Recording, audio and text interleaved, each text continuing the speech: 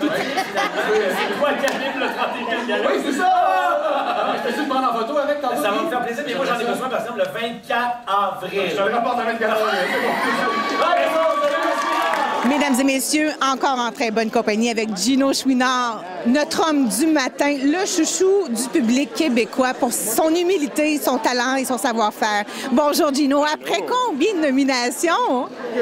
Comme animateur d'émissions de service, c'est la 9e.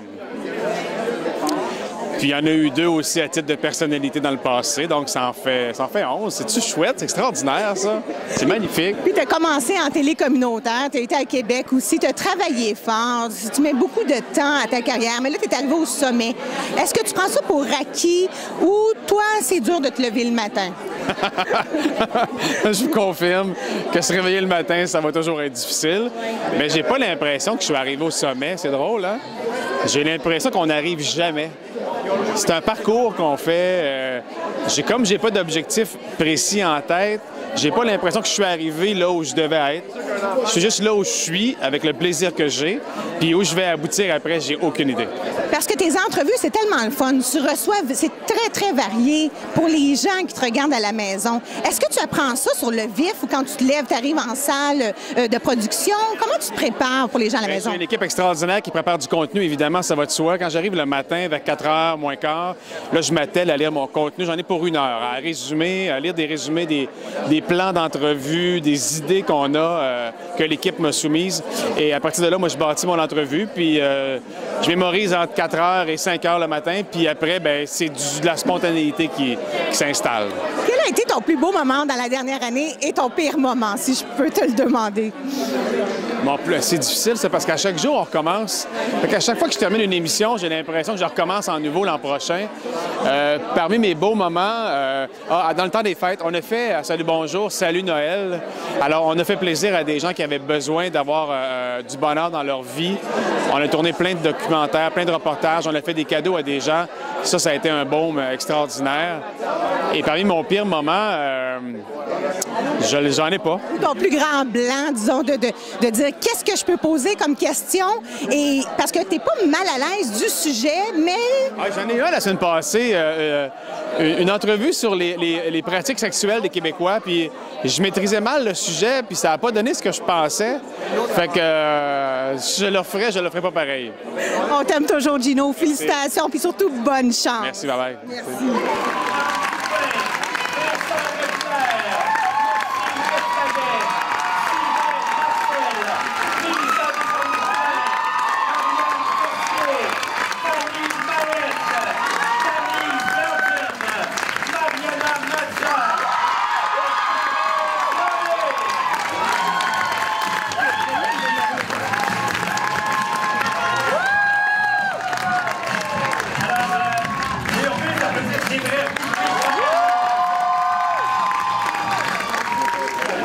De Chantal Maccabé, l'animatrice chouchou des Québécois au niveau du sport, meilleure animation. C'est un beau coup de cœur pour vous. C'est toujours extraordinaire quand je pense que c'est ma 7e nomination.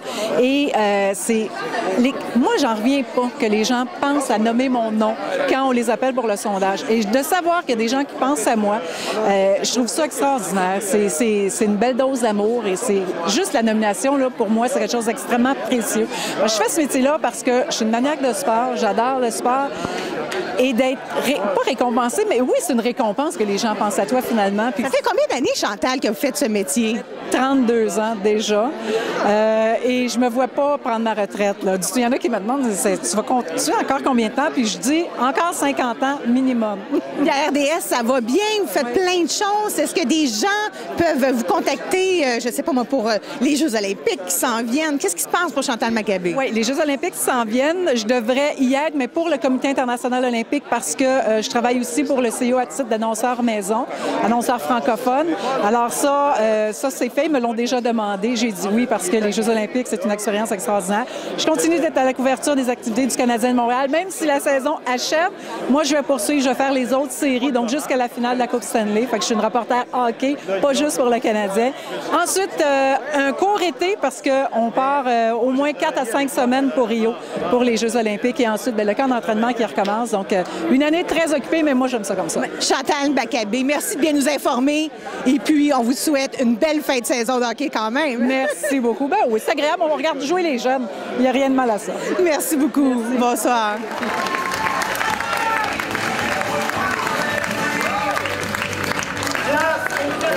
Mesdames et messieurs, bonsoir. Bienvenue en direct de la conférence de presse du Gala Artiste du 31e Gala. Je suis en compagnie de Charles Ducerre qui est en nomination. Bonsoir. Bonsoir, bonsoir.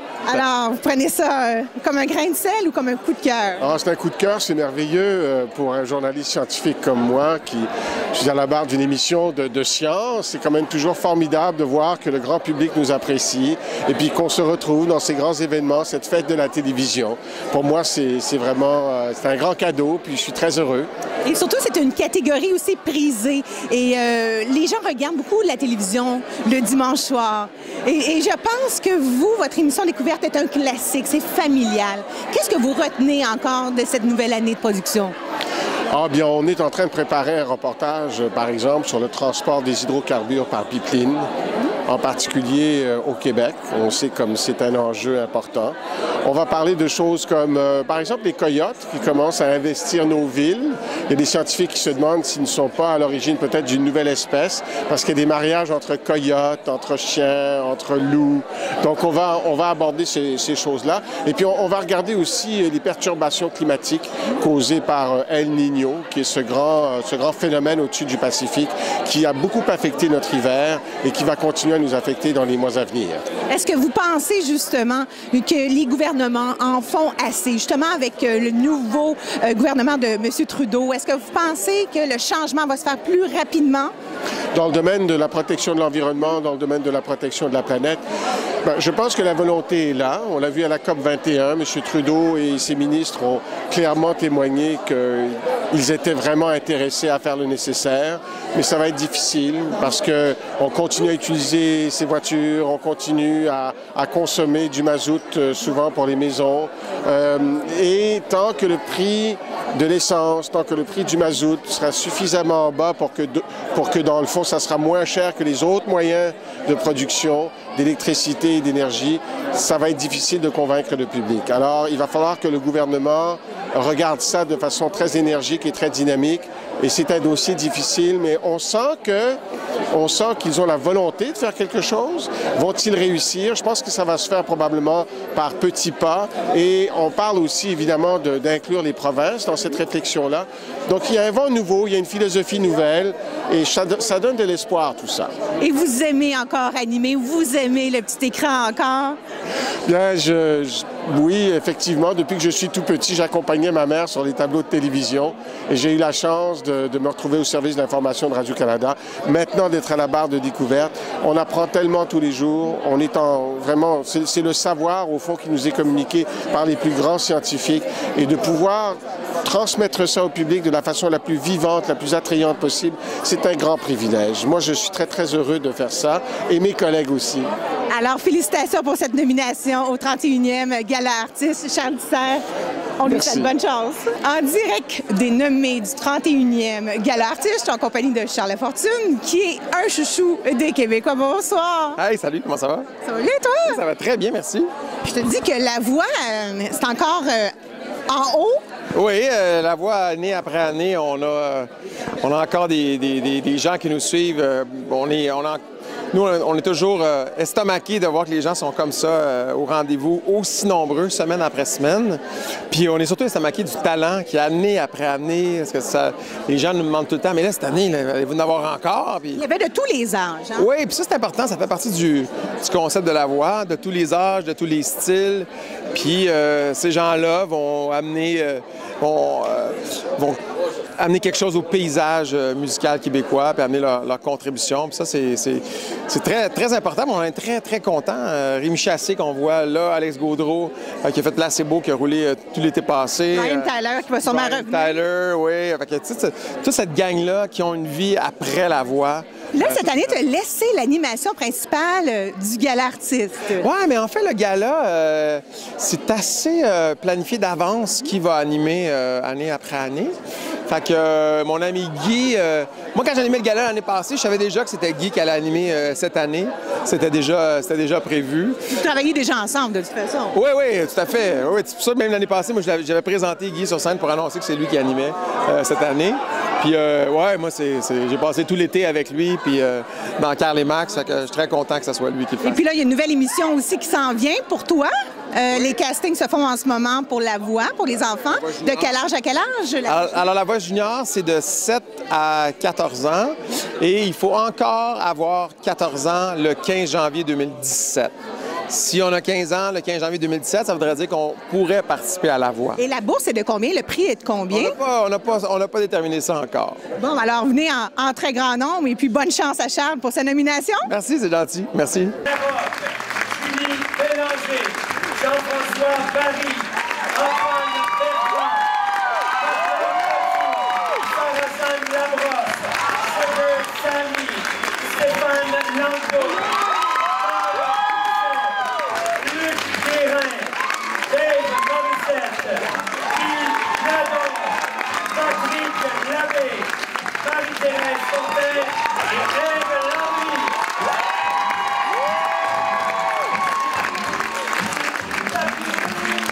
Mesdames et messieurs, je suis en compagnie de Marie-Claude Barrette, une nommée pour la 3e fois au 31e Gala Artiste. Bonjour! Bonjour Isabelle! Très contente d'être là aujourd'hui. 3e nomination, c'est quand même quelque chose.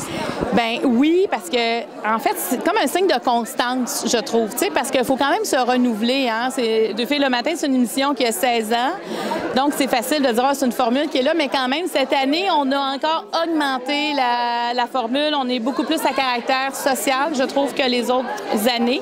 Et en même temps, ben cette nomination-là, parce qu'il y a quand même des nouvelles personnes dans la catégorie service cette année, et d'être encore là, je me dis, bon, ben on est encore à la bonne place, et ça veut dire qu'on écoute bien les gens. Oui, parce que les femmes sont quand même en minorité à la télévision. Vous êtes 2 dans votre catégorie, je crois. Oui, oui, oui, puis je suis contente parce que habituellement, dans ma catégorie, c'est juste des gars, mais il y a moins de femmes en télé, évidemment. Et il y a Pourquoi tu penses, justement? Écoute, Isabelle, moi, là, je suis en train de me la poser, la question, parce que des fois, je regarde les grilles horaires, mais pas juste au Québec, là, un peu partout. Et je trouve qu'il y a moins de femmes, mais je ne sais pas, mais je peux pas te répondre à ça. Je me dis, est-ce que c'est en même temps, c'est les gens qui regardent la télé, c'est les gens qui décident quand même qui est là, qui est pas là. Alors, est-ce qu'on préfère les hommes ou tout simplement, c'est un concours de circonstances, qu'il y a moins de femmes, puis finalement, c'est toute proportion gardée, c'est correct. Mais c'est sûr que c'est quelque chose qui me préoccupe et j'aimerais ça, peut-être que l'an prochain, je pourrais t'en parler davantage. C'est beau aussi, Marie-Claude, hein? Il y a Jeannette Bertrand qui écrit encore un nouveau livre, qui sort un nouveau livre. C'est quand même bien d'avoir des femmes de communication qui vont se démarquer tout au long de leur vie. Et toi, tu as écrit aussi un livre dernièrement. La couveuse, absolument, l'an passé. Et moi, Jeannette, c'est mon inspiration. Tu vois, je commence à écrire un roman et Jeannette va me rencontrer justement. Elle dit, moi, je veux te guider, je veux te donner des hints, là, tu sais, je veux te donner des trucs. Jeannette, elle va avoir 91 ans dans quelques jours. Elle vient de sortir un livre. Elle va le sortir là, la semaine prochaine, et elle est déjà en train d'en écrire un autre. Moi, c'est un mentor, c'est une source d'inspiration, puis elle n'arrête pas. Elle m'inspire depuis que j'ai 15 ans. J'en ai 47, puis elle m'inspire tout autant. Alors pour moi, Jeannette, c'est vraiment un personnage important dans l'histoire du Québec et dans l'histoire des femmes. Et surtout pour le féminisme, hein? C'est pas l'égalité des sexes, c'est plutôt juste qu'on soit bien dans notre société québécoise. Hein? Ben oui, puis il y a des situations inacceptables. Tu sais, je pense que si on a l'impression qu'on est moins payé qu'un homme, il faut quand même le revendiquer. Je pense qu'il y a moins de situations inacceptables qu'avant, mais je pense qu'à compétences égales, on doit toujours avoir un salaire égal. Qu'est-ce qu'on ne sait pas de Marie-Claude Barrette pour les gens à la maison? Qu'est-ce qu'on ne sait pas? Est-ce que vous faites du sport? Est-ce que vous aimez, je ne sais pas, regarder les nouvelles? Quel est votre dada? Ah, ben moi, Moi, là, je joue à des jeux vidéo. Moi, je le dis, à toutes les fois, ça étonne les gens, mais moi, je suis comme un jeune garçon, là.